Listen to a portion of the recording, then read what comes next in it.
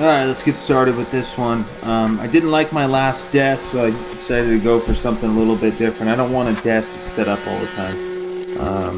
I'm using 1x8. This is, they call it whitewood at the big box stores.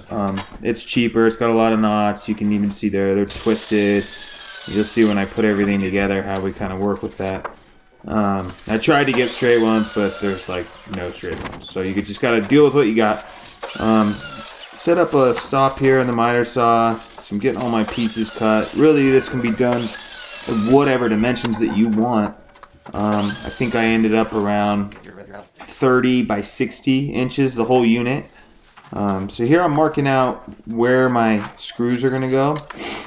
And this joinery method is pretty easy. I'm using a drill bit, 3/8 drill bit with a stop collar on it. It's the same one that comes with the pocket hole jig. You could also just use a 3/8 drill bit and put a piece of tape on it so you don't drill too deep. But I drilled about halfway through the wood. I put 3 screws everywhere that I wanted to join the pieces. So we're just drilling those out. And then I kind of had an idea in my head. I didn't really make a plan. I just went with it. So I'm adding glue here to all the pieces. And everything needs to be clamped and straightened and squared because, again, all these boards are so warped and twisted. So I'm drilling through the next one just so they don't split, driving a screw, and then I can take the clamp off and get the last screw in there. So I'll do that for each piece. Clamps help a lot when the wood is, you gotta kind of force the wood to go where you want it to go. So that's what we're doing here.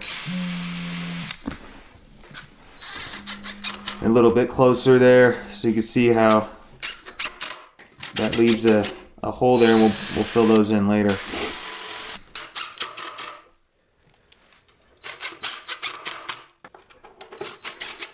Just using, I think, 2-inch screws on that. Okay, now putting the top on, same thing. I just kind of worked my way down. You'll see how twisted everything is.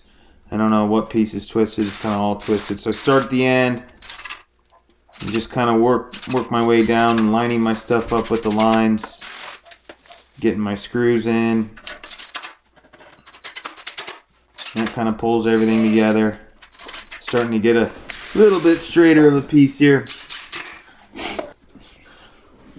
Okay, here I'm marking out for a shelf there at the top, just figuring out where I want the desk portion of this to fold down at. So that'll be an open shelf there at the top. Using the same method to attach them, I'll drill them out, add my screws, and that stop collar on there, that just tells you where to stop drilling, but you could use a piece of tape also. Attaching each of those, starting to take shape a little bit.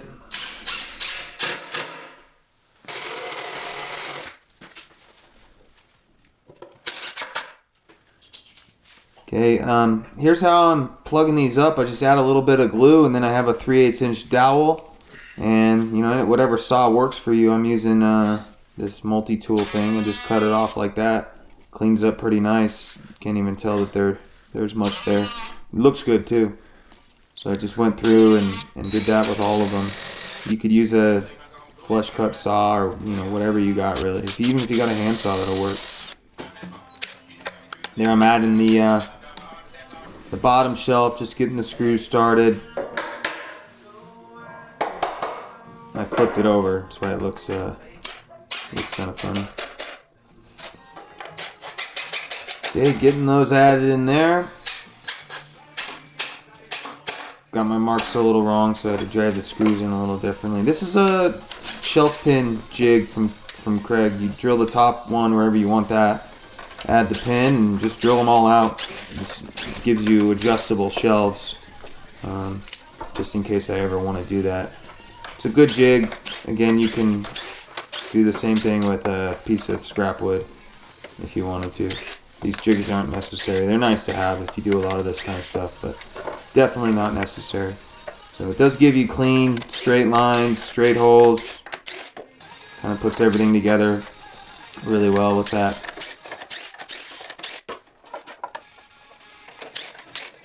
Working my way through each of them.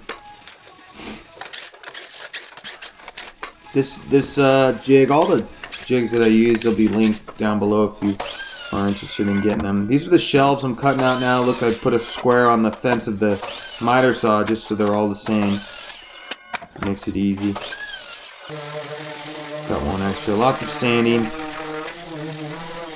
Sanding everything down best I can. This it looks fast in the video. This process takes some time, and the more sanding and finishing that you do, the better final product that you get. Something I'm working on getting better at because I don't like finishing as much. But this one turned out pretty good. So just trying to hit all surfaces, and you'll see here where the screw holes were. I add those. This is for the desk portion, okay? And I went through a few different trial and errors with this one, but either way, it's a piece of plywood. I'm adding edge banding to it, and I have these tools for getting the edge banding nice and straight and clean, and they work well. Again, not necessary. I'm filling any voids here with this wood filler. I started out by painting this, and I didn't love the finish, so I went back and hit it with a truck bed liner, and that turned out really good. I wish I would have done that in the beginning. It's been cold here. I'm up in Idaho, and it's tough to get things to dry, and you don't really want to be painting or smelling that inside. So just adding the edge banding there to the unit itself. Cut it a little long, iron it on, come trim it off after, or sand it off, either one. That's how you can trim it up if you don't have any of the tools. Just use a razor blade. It'll work just fine, as long as you don't take off too much of the wood. Okay, I got everything finished, adding these shelf pins in there now. That's how that'll go. So I ended up going with 4 shelves and using the top and bottom of those holes.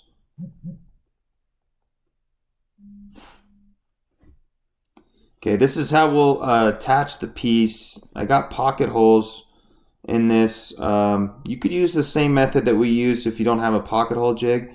I'll link you can get one for about 20 bucks. I'll link one in the description if you want one.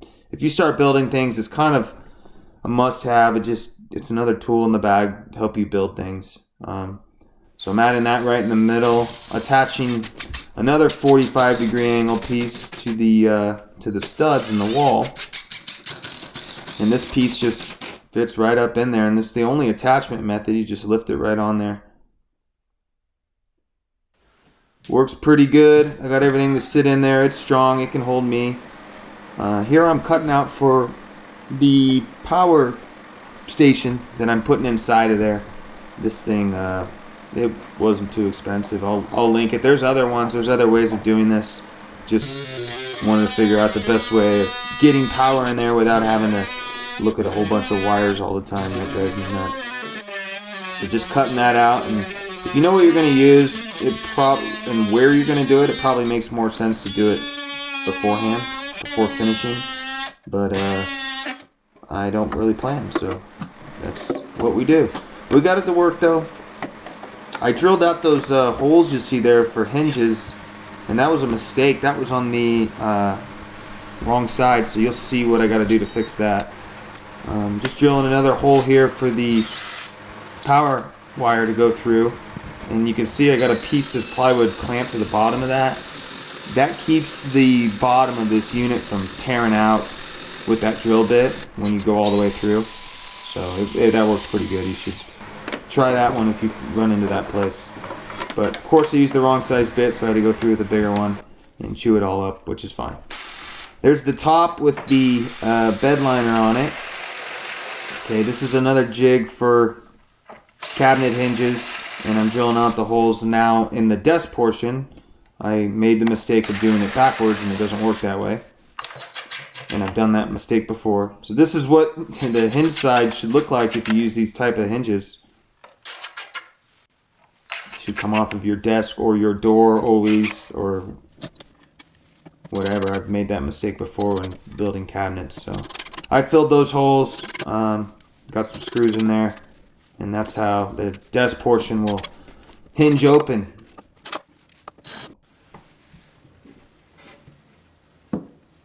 Cool. Still a little adjustments. We got it right where we want it. My brother CNC'd this out for me. This is where we live. Pretty cool. He's learning to CNC some things, but figured I'd use that as my handle and kind of have it be the centerpiece of this desk. So I centered it and just put 4 brad nails in there while that glue sets up. And it's held in there pretty good. Went back and filled those holes in. These are the gas struts that I'm using. It took a little playing. It wasn't too bad though. I thought it was going to be harder to figure this out. I just set it at 90 degrees.